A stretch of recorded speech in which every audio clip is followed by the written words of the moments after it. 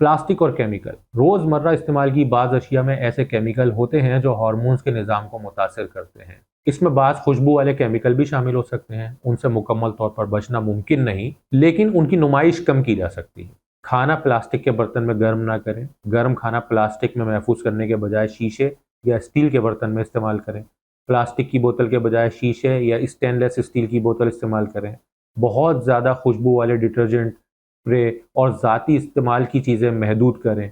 Sperm की सेहत के लिए ताज़ा फल, सब्जियां, दालें, मछली, ड्राई फ्रूट और साबुत अनाज यानी कि होल ग्रेन ये फ़ायदेमंद होते हैं।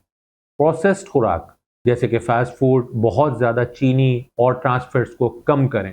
एंटीऑक्सीडेंट्स स्पर्म को फ्री रेडिकल्स और ऑक्सीडेटिव स्ट्रेस से बचाने में मदद करते हैं। अहम एंटीऑक्सीडेंट्स में क्या क्या शामिल है, जैसे कि vitamin C, vitamin E, zinc, selenium और कोएंजाइम Q10। यह ग़िज़ाई अज्जा तुर्श फल, अखरोट, बादाम, कुछ बीजों से, सब्ज़ पत्तों वाली सब्जियों और मुतवाज़िन ग़िज़ा से हासिल किए जा सकते हैं। इसका मतलब ये नहीं कि बाज़ार से बहुत सारे सप्लीमेंट्स जमा किए और एक साथ उसको खाना शुरू कर दिया। सप्लीमेंट्स भी दवा की ही तरह असर रखते हैं, इसलिए उन्हें डॉक्टर के मशवरे के बगैर इस्तेमाल नहीं करें।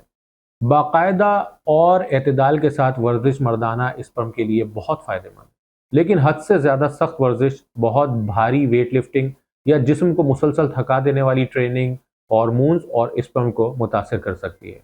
रोज़ाना मुनासिब नींद भी ज़रूरी है। नींद की कमी से टेस्टोस्टेरोन, मेटाबॉलिज्म, वज़न और ज़हनी सेहत ये मुतासर हो सकते हैं अगर आप कम नींद ले रहे हों तो। इसलिए कोशिश करें कि नींद अच्छी लें।